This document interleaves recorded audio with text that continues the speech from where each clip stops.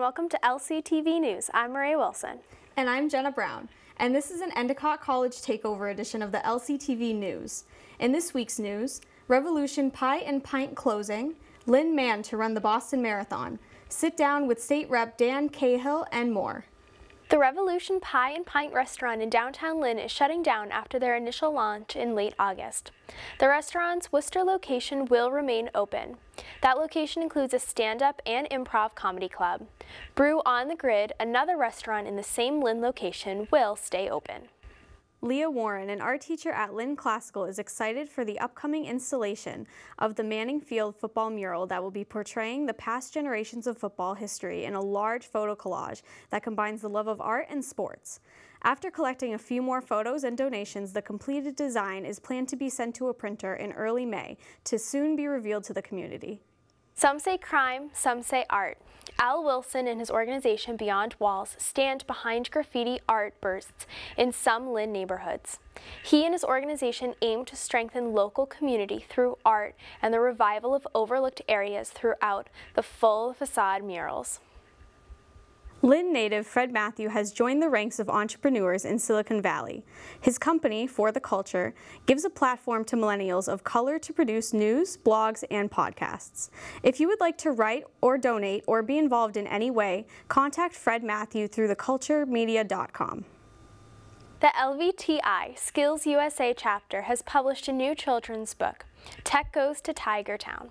The book is dedicated to teaching about all aspects of vocational education, ranging from literacy to technical aspects.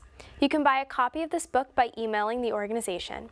Signed copies are also available with a personalized message to each customer. Lynn resident Brian Castellanos will run the Boston Marathon for the third straight year in an effort to raise awareness for the organization Horizons for Homeless Children. The organization is dedicated to helping homeless children reach their goals and to support them in the field of choice. Castellanos has already raised more than $30,000 for the organization and aims to spread the message for years to come. At this week's City Council meeting, 2 more pot shops have been approved in the City of Lynn. Good Chemistry and Tree Market LLC. Good Chemistry, which also has other shops in Worcester and Bellingham, will be located at 696 Western Ave in Lynn and is planned to open in the winter of 2019. Tree Market LLC has plans to open up a shop located at 3 Mount Vernon Street, Unit 6, sometime this year, where he has teamed up with Danny Rizzore, CFO of the company, to open the shop, which still is waiting for an opening date. The Lynn City Council also voted to authorize the superintendent to submit the Massachusetts School Building Authority the Statement of Interest form, dated February 15, 2019, for the Lynn Vocational Technical Institute, 80 Neptune Boulevard in Lynn. After months of investigation, police arrested 36-year-old Lynn resident Jose Mora last Monday on drug trafficking charges. Mora was arrested during a traffic stop. 3 men have been convicted as part of a tax fraud scheme in Essex County. Sentencing has been scheduled for June 25th. Accountant David Pluckett of Lynn has pleaded guilty to submitting false tax returns. Another Salem man was indicted in September and pled not guilty. The third man, who lives in Lynnfields, pleaded guilty in October to conspiracy. Pluckett could face up to 33 years in prison. Police are investigating an assault that happened on Lynshore Drive on Monday. Police say a 48-year-old man was standing on Lynshore Drive and was assaulted by an unknown attacker. The attacker stole a drill from the victim, along with his cell phone. Graffiti was found on the MBTA platform earlier this week in an apparent vandalism. Mia Finizzi has more. Here at the MBTA, there has been graffiti found here on the outbound sign. Written in the graffiti is the letters SWB. It is unclear what the graffiti means. It is also unclear on who wrote the graffiti. The MBTA and Lynn Police have made no comments on the situation so far. LCTV will be reporting on the situation as information pours in. Reporting from the MBTA in Lynn, I'm Mia Finizzi. Mayor McGee welcomed North Shore Latino Business Association to City Hall for the annual flag raising of the Dominican flag in honor of the 175th Dominican Independence Ceremony. LCTV sent a crew to City Hall for the ceremony. Mayor McGee welcomed the North Shore Latino Business Association to City Hall to celebrate the 175th Independence Day ceremony for the Dominican Republic. I want to welcome you to Lynn City Hall as we celebrate the 175th anniversary of the independence of the Dominican Republic tomorrow, February 27, 2019. Community leaders were rewarded with citations for their contributions to the city. Today I am honored to bring citations to present to 4 members of our community who have been selected to be recognized by the Dominican Flag Committee. Each person has served as an exceptional representative of not only the Dominican community here in Lynn, but also the entire city. The citations are a representation of the impact of Dominican culture in the city of Lynn. This is a citation from the Mayor's office for all of these 4 wonderful people. Be it known that the Mayor's office and the city extends its most sincere congratulations and appreciation to Garcia Garcia, again, Osvaldo Salcedo, Amanda Mena, and Javier Marquez. For LCTV News, I'm Rebecca Shade.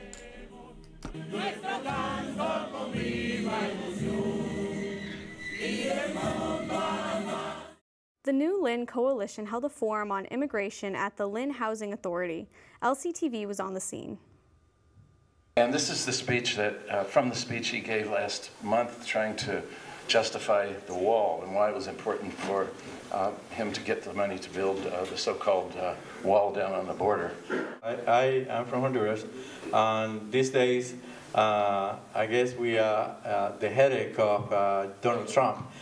With all these people coming to the border, and he said he don't know what to do. This is a crisis. We need more or less the troops. And so I think in order to talk about immigrants and jobs, we also have to talk about race. We also have to talk about colonialism. So I am going to talk about race and colonialism in trying to answer the question, historically, do immigrants take American jobs, or what does that question even mean? Quiero hablar en esta noche por qué vienen los inmigrantes. I would like to talk tonight about why the immigrants are coming to this country. To watch the full forum, visit lctv.org. Next weekend, Lynn Museum will host a community-wide event to celebrate the history and diversity of the Lynn community.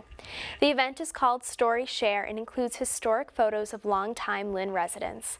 The museum's executive director, Drew Russo, explains more.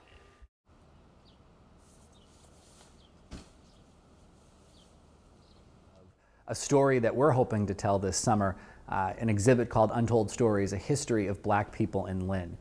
It originated as an idea from museum staff, and then we started working with members of the community over the last year to figure out how we can best tell this story. And what we realized is that our own collection doesn't accurately or adequately tell the 250-year history of people in Lynn, of Black people in Lynn. Lynn is a city of immigrants, and we want to do the best job that we can to tell the whole Lynn story. Everything that we do on Saturday is really going to allow us to build that exhibit. So it's important for people to come down, to share their stories, to share their photographs, any documents, any artifacts that they want to share. So it really is a true community celebration and a curated exhibit that comes from the people who have lived the experience or who have family members that have lived the experience. And so we hope people come down and join us, but really everything that we do on Saturday is literally what we're going to use to build this exhibit, and we couldn't be more excited about it. The Lynn Museum is making efforts to celebrate the artists and culture of the city. Reporter Sarah Wolak went to Lynn Museum to understand its past and present. Lynn, a community founded off of the trades in the boom of the Industrial Revolution, gave it the name Shoe Capital of the World. Not many outside of Lynn would know that the city once produced nearly 1 million shoes per day. The city eventually grew to have 234 shoe factories. They began shutting down after the Great Depression. Today, the streets outside of the museum are still lined with shoe factories from the 20th century. Decorating the buildings, though, are contemporary street murals that connect to Lynn's roots and future. Now there's a real arts movement, and it really is giving people a new sense that Lynn is a city of the arts. Drew Russo, executive director of the Lynn Museum, says the museum is celebrating artists that are making Lynn their new home.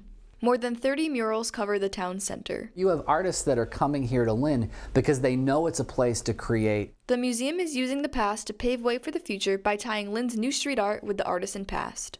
What I think we like to tell is a story of strength, a story of how Lynn has remained and still is one of the most consequential cities in the history of the United States. The Lynn Museum and Lynn Arts Foundations display many of the artifacts that tell the story of Lynn's successes and downfalls. It is a story of triumph. It's a story of resilience. You know, Lynn has been through a lot in its nearly 400-year history. Russo and the Lynn Museum employees are keeping Lynn's tradition of artistry alive by preserving the past shoe history while making way for newcomers. So I think one of the things that we try to do here is not just tell the story that everybody knows, but to help people peel back the layers of the city that they may not know. The Lynn Museum and Lynn Arts are promoting Lynn as a city of the arts by supporting the new coming art installments. The Lynn Community Path held its kickoff at the Lynn Museum this past Thursday, and LCTV sent a crew down for the festivities. Tonight we're just this is the presentation of the drawings and renderings of the route and the organizations that are involved and all the special programming that we have, displaying our videos and our timeline of things, and just to get the people out and see what's going on. To watch the full Community Path kickoff celebration, visit lyntv.org. On this week's Community Connector, we focus on the Grand Army of the Republic rededication ceremony that took place on the Andrew Street location. Here's this week's Community Connector.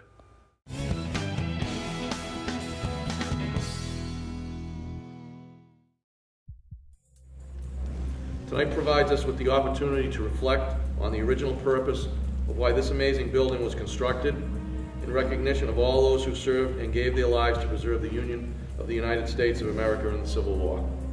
This building is not only an important piece of Lynn's history, but also a valuable piece of the history of our nation.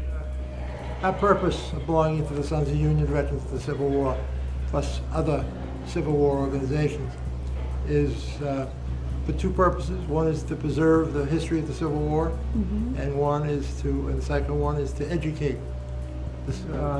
I've been involved with Sons of Union Veterans of the Civil War, 2014. It's really an eye-opener for me, but I've always been interested in the Civil War as a child. Since I've been involved with the Sons of Union Veterans of the Civil War, I love the trips, especially Gettysburg, which touched the depth of my soul. The battlefields, and I've read so many things about Gettysburg, as well as Antietam, Sharpsburg. Lynn's JAR building was officially listed on the National Register of Historic Places in 1979 and has just been named one of Massachusetts' most endangered historic resources by Preservation Massachusetts. It is no secret that the building is in need of maintenance and repairs, and we will continue to work to find ways to spread the word and work to preserve this building to the best of our ability. We know the real treasure lies within its walls. The museum's filled with priceless artifacts, including the last Confederate flag to fly over Richmond, Virginia, letters from Abraham Lincoln, handwritten accounts from thousands of soldiers of their time in battle, and fully detailed ledgers of the meetings held by the Sons of Union Veterans in this fellowship hall. This building was built in 6 months, from October of 1885, and it was finished in March of 1886.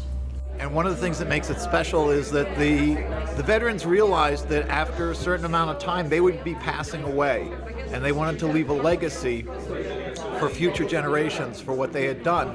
So they had their photographs taken, and upstairs in the meeting hall are over 1,200 photographs of the members of this camp. So it's a really inspirational thing to go into this room and see all these veterans from the Civil War looking down at you.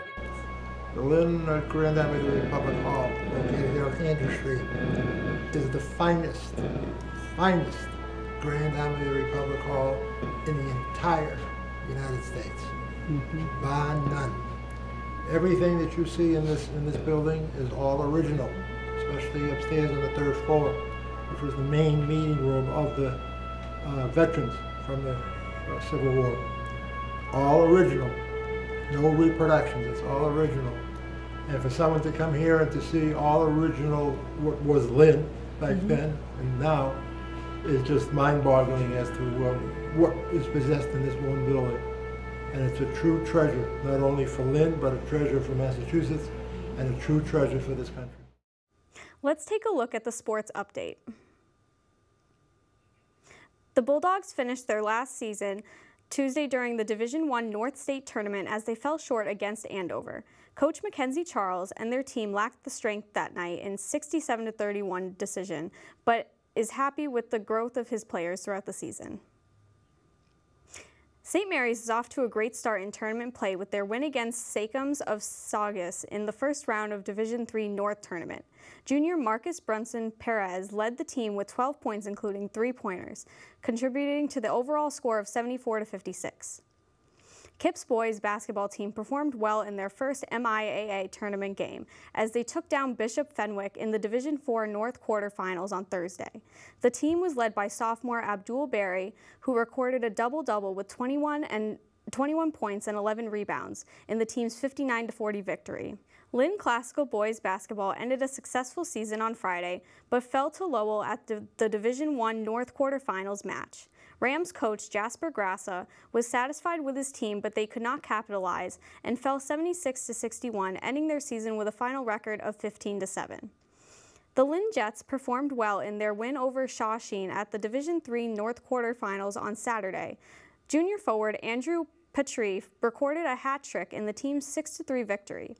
The team will face off against Lynn on Wednesday in the semifinal matchup. On this week's Lynn Lowdown, Endicott College junior Taco Cresson sat down with State Representative Dan Cahill.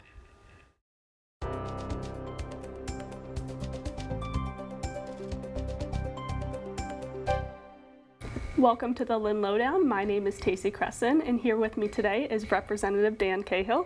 Dan, thank you for joining us today on this Sunday. It's an honor to be here. Very excited about this. I know we had to do a little bit of rescheduling due to the snow, which actually didn't turn out to be that bad, but it worked out. We might have another no storm tonight. I know, but people, it's New England. You don't know what to prepare for at this point. It's all good. We're in March. Spring's around the corner. I know. Daylight savings. Remember to turn your clocks back. No, forward, right? Forward. Spring forward, fall back. We get more light. Excited about that. I know. We all need that. Vitamin D deficiency is it's real. The winter really does do that to you. Yeah, it does. We're in mopey moods right now. I know. So I do have a list of things that I want to talk to you about. Great. We can go through them, but I do want to start off with the push for education funding. Yeah. I know that the Massachusetts House Speaker, Robert DeLeo, came to Lynn recently, right, to kind of see the need for funding. And there's an issue between the amount of students and teachers, right? So what is that funding going to do for Lynn? Well, Tacy, for the last couple of years, we've been talking a lot about education funding at the state level. And last session, we were very close to trying to get a bill passed. But negotiations had broken down between the Senate and the House, so nothing materialized. But beginning in this session, the governor probably gave us the best signal that something was going to happen when, in his proposed budget, House Bill 1, there was, for the first time, some significant increases for funding for public education. That money would, in his legislation, target most of the gateway cities. There's like about 10 to 12 real urban districts that happen to be gateways as well. Those like 24 gateways, and that's where we're seeing kind of the biggest deficiencies in funding for education because of the nature of the populations that are being served and the needs of those districts. So we were very excited to see that happen. The Senate has filed their education bill, dubbed the Promise Act. And the House has filed its bill. So now all three chambers have a bill. That's a good thing. That is a right good at the thing. beginning. That's a good thing. All call for significant increases in public education. For the governor's bill, I think is around $800 million paid out through 7 years. The House version is $800 to $900 million paid out through 5 years. And the Senate version is anywhere between $8 and like $2 billion, but there's no time limit on when that could be spent. So I was very happy to be like the #2 co-sponsor of the House version, which was filed by Representative Paul Tucker from Salem. Salem, much like Lynn, has a lot of funding needs, and we haven't been able to meet them. I was very blessed to have Speaker Robert DeLeo, upon an invitation, visit the Lynn Ingalls Elementary School, and he saw firsthand what's going on in our public school system, where we see significant needs for ELL students, ELA students, SPED students. We've had some changes recently in the definition of what a low-income student is, which was a detriment to the school system in Lynn at the tune of about $6 million a year. So we're going to work through, hopefully, all of those issues and get some much-needed funding so we can target it towards students that really need the assistance that they deserve here in Massachusetts. So is that the state's goal, if this reform was fully implemented, is to focus it on those students particularly? I think there's enough money to go around to all students, because remember, there's suburban districts as well, and that kind of that in-between Goldilocks type of district where it's not urban, not suburban, but they have the needs that some of the urban districts have. So the goal would be to fund as many school systems as possible that need the assistance, but also with an eye of targeting some of our most vulnerable and most needy students. They happen to live in urban districts because of various issues with transportation and housing and cultural issues. So we're hopeful that something will get done.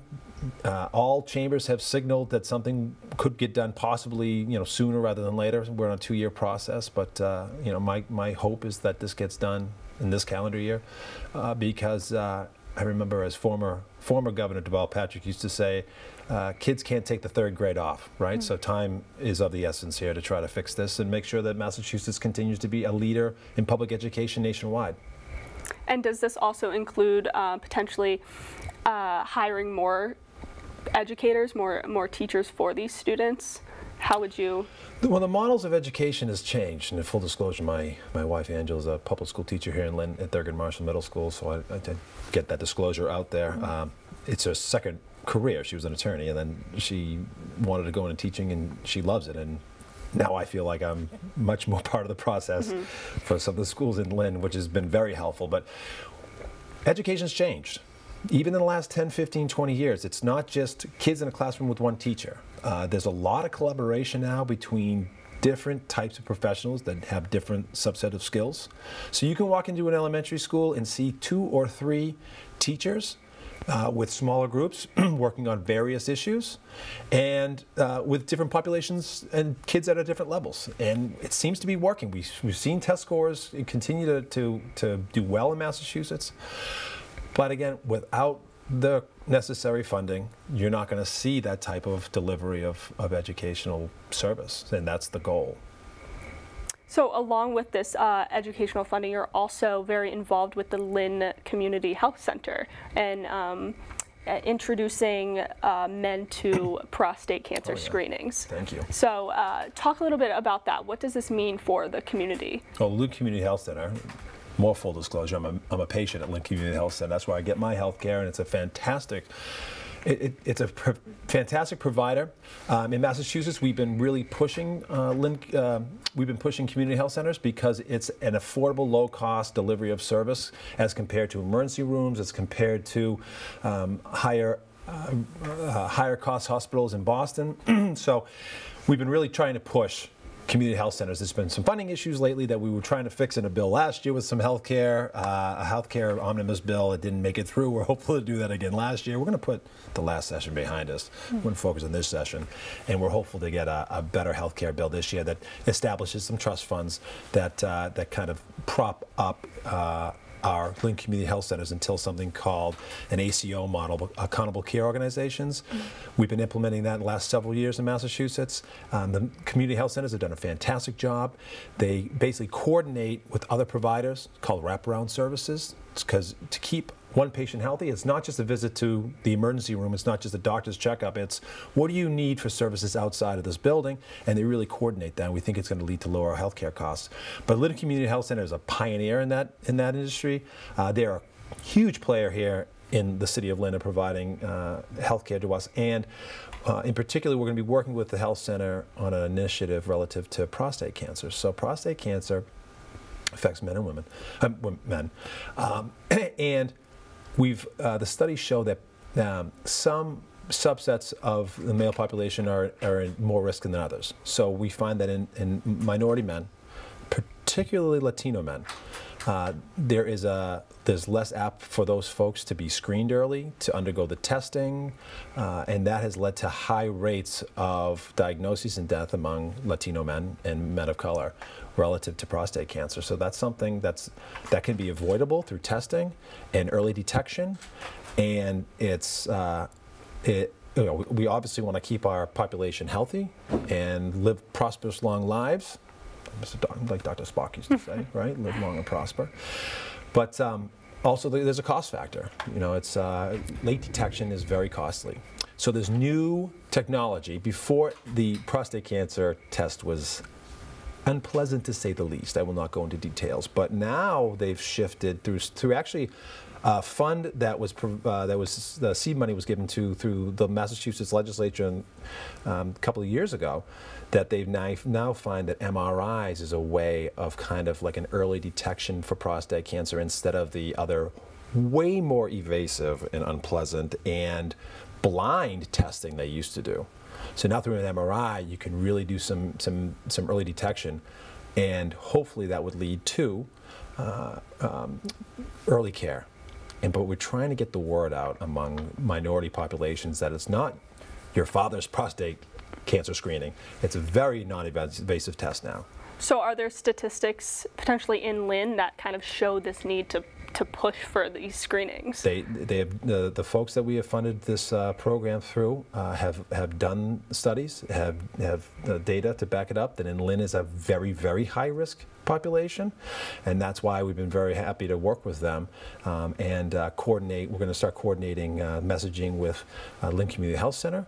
Also, our local Latino newspaper, La Voz, has been very receptive to this, and it's all about awareness. It's all about communication, and it's a fun project to kind of work on. It's not your average legislative issue. It's something that you can really see have an impact locally in your district, and it's something that it saves lives. Great. Well, unfortunately, we are out of time, but awareness and communication is a great way to. We only got the two subjects. I know. Did anyone tell you that I talk a lot? I did get that. Did anyone know that I talk a lot? No, okay. Nobody knows. But thank you so much for coming to the Lynn Lowdown and talking. I really appreciate it on this Sunday afternoon. Stacey, have me back anytime. Of course. Thank you. Thank you so much.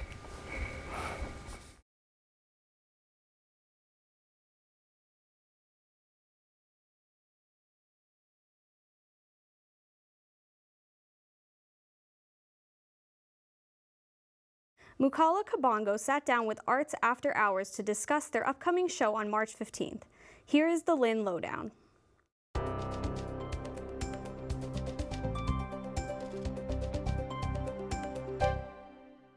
Welcome to the Lynn Lowdown. There's already some shenanigans happening right now. We're going to get into some more shenanigans. We have Arts After Hours here. Samantha and Britt. What is going on, ladies? What's up, Mukala? Thanks for having us. Thank you for coming here. She got stuck in the Boston traffic, so you know how that goes. Didn't bring any of it in here with me, though. Thank goodness. We left it all for you. We've been voted the worst city to drive, or the worst traffic. Took it from LA. Yeah. I heard that. Yeah, LA can't beat us in anything. Anyways, Arts After Hours. What's new with you guys? You guys got some stuff coming up that the people need to know about. Let's talk about it. For sure, for sure. We have a awesome new season coming up. It's the theme is What's Your Secret? Okay. So I don't know. I'm not really comfortable talking about my secrets. I don't have any. I'm very honest. But our whole season is What's Your Secret and talking about different secrets happening. So everything that Samantha has planned for our season has different shows talking about that kind of aspect of it. Aside from that, we have a new website. We've got new marketing. We got a new logo. This is Samantha's second year, and she's doing a great job. Samantha is killing it. She's this killing festive. it. Absolutely. Somebody give her a trophy. She's just killing it. All right. But let's talk about this season. I'm wicked excited about this season, Mukala. I think people in Lynn are going to be really excited about this season too. So we're starting it off in March with Dog Sees God, Confessions of a Teenage Blockhead. And some of our faithful patrons might remember we did You're a Good Man, Charlie Brown a few years ago. And this is the Peanuts characters reimagined. They're in high school and they are into all sorts of business, some trouble here and there, a lot of conflict, some more adult themes, adult language. But this is our first straight play in a couple of of years, so it's not a musical. And it's directed by Catherine M. Bertrand, who is from Lynn and grew up in Lynn. She directed a show for us last season too that people might remember, Edges. Really excited about this one. It's a cast of 8 really talented actors. One of the actors in that show is actually sitting next to me right now. So she wears many hats in our organization, and getting a part in the play is one of them. But that show goes up on March 15th, and tickets are on sale now. So I hope people will help kick us off the season. We always start opening night with a champagne toast to celebrate our season, and this is the first play we've been able to do in March in a long time. So I'm hoping people will come out and support us. After that, in June, we are taking on maybe our biggest musical yet, cast of 15. Musicals. Oh, you're gonna have to come. I love musicals. So this is Stephen Sondheim's classic musical Assassins, which chronicles everybody that has tried to kill a president through a musical story. And it's an enormous show. It's directed by Nathan Fogg DeSisto, who's an award-winning director based on the South Shore.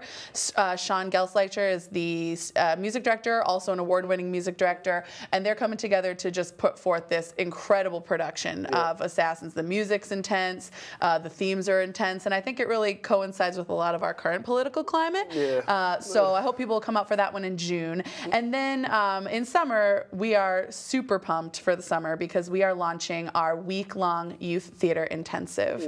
Finally. So last year, people might remember we were talking about workshops. We had these one-off workshops where we invited Lynn students in to learn about lighting, learn about resumes and headshots. But this year I tapped Britt in to join me for a week-long program, and we're gonna do something that we've been doing for a couple other years around the North Shore.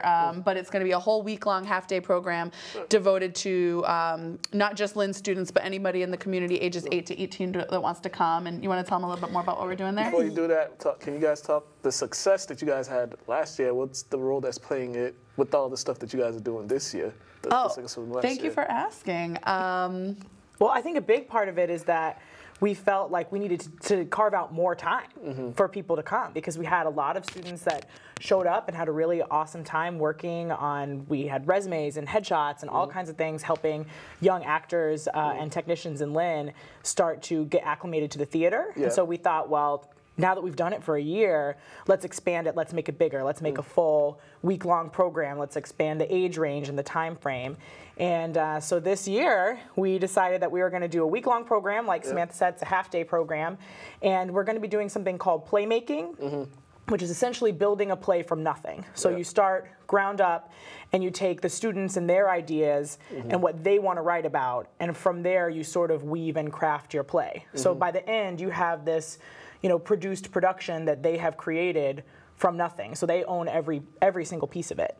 And keeping with the season that Samantha set up, we're looking at what's your secret and thinking about how rumors and secrets and things affect children ages 8 to 18 and students ages 8 to 18, and how they want to explore that in something that they create. Now, just you guys having the students being involved with them, just having them channel in their inner artistic side. What's the reaction that you get from them whenever, maybe some they come, they've never done it before and it's their first time? What's kind of like the reaction afterwards that you get from them? Well, Sam and I have done a lot of playmaking over the years together, and then separately, I teach and I do it with middle schoolers all the time. And I think one of the things that they take away from it is we made this, and they, theater isn't always really feeling accessible to people. They don't really know what it is, or they think that's something I can't do, or it feels like this foreign entity that they can't grasp. And then at the end of this, they go, I made theater. This whole thing is created from me. And taking people that have been doing it a while, who help finesse it and fine-tune it so that it feels like a finished product that they really own. And I think the biggest takeaway that I see students walk away with is the ownership of a piece of art. That's big. That's big for them. Especially give them something to do. Maybe it'll lead to something further down the line, and it'll just help them out a lot. And I want to get back to the musical. We hope that eventually with this groundwork we're building through the youth theater, that we're going to be able to offer full productions like a musical to the kids eventually. So a little bit smaller scale this year for them, but we're taking actors, we're taking technicians, whoever wants to come join us. And just to go off of what Britt said, I think the parents in Lynn are also really excited about that opportunity too. And we've got a lot of local politicians that are sponsoring kids in their sections of the city, and people just want this for the kids. So we are that is at the center of our season in the summer, and it's really given us energy outward. So after, sorry to cut you off. No, go when ahead. do you guys hold the auditions? For the youth workshop in the summer, it's open to everyone. There's no auditions. We'll take anybody who's interested. And we're trying to get sponsorships as well. So Sam mentioned that a lot of people are giving sponsorships, and we're looking for anyone that is willing to sponsor a student in Lynn so that we can make it accessible to everyone that wants to show up. That's pretty cool. Yeah, it's ages 8 to 18. Like I said, we cast a wide net because we don't want anybody to feel like what we're doing is not for them. Everybody is welcome. Actors, technicians, no experience, tons of experience. And we're just hoping to build the hype about it because we love what we do and we want people to join us. Yeah. So, and if they do want to join you, where can they get the information? Everything's at our website, artsafterhours.com. You can also call us at the number on the screen. You can email us, info@artsafterhours.com. I'm always willing to have a conversation with any parents or interested people that just want to hear more about what we're doing. We're super available in that way, and we just want people to know our doors are open to them. But we got another big thing I got to tell you about. Let's hear it. After we wrap up with the kids, who we will love, we're getting a little bloody in the fall. We're getting a little bloody. So more music for you. It's a musical. So our Halloween spectacular this fall is actually a science fiction double feature.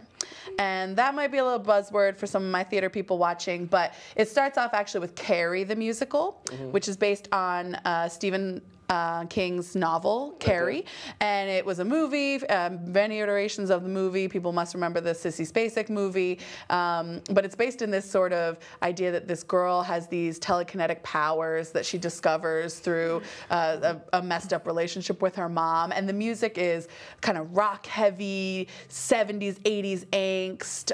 We've got an amazing choreographer, Kathleen Tringale, who's coming out to do some moves with the cast for us, and it's just gonna rock. And then at the end, well, you have to come see, but we've got the first 2 rows of our theater for that are reserved as the splatter zone. Okay, and we're going to be handing out the ponchos, and we need people to come ready to get Halloween weird with us because it is definitely going to get weird.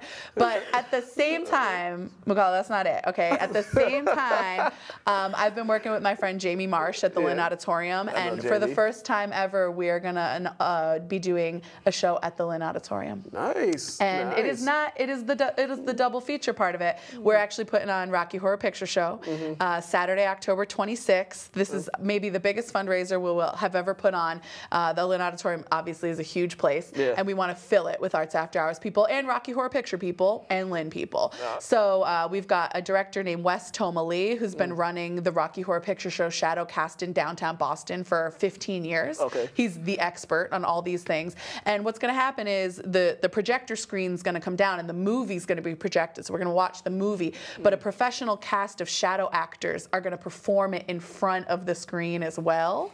And there's audience callbacks. There's participation. It gets a little crude, telling you kids can come, but it's kind of an adult night out for fun.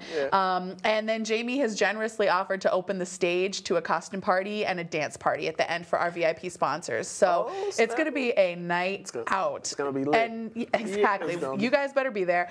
But it runs just that one night, Saturday before Halloween, October 26th, and every other night during October and November, we're going to be running Carrie the musical at the Black Box. So a science fiction double feature. It's one of our biggest parts of our season yet, and that'll really close out season 9 with a bang, I hope. All right. It's like 3 musical opportunities for you. Yeah, you better be there at auditions. So many opportunities. Well, there you have it. The time just went by very quickly. We got to wrap it up, but thank you guys. Thank you so much. Good luck with the season. Well, definitely. I'll be at the musical. I might be front row, but I want to thank Samantha and Britt. Make sure you guys check out Arts After Hours, March 15th, Dog Sees God. March 15th. All right, you guys been watching the Lynn Lowdown. I'm your host, Mukala Kabongo. Have a great day.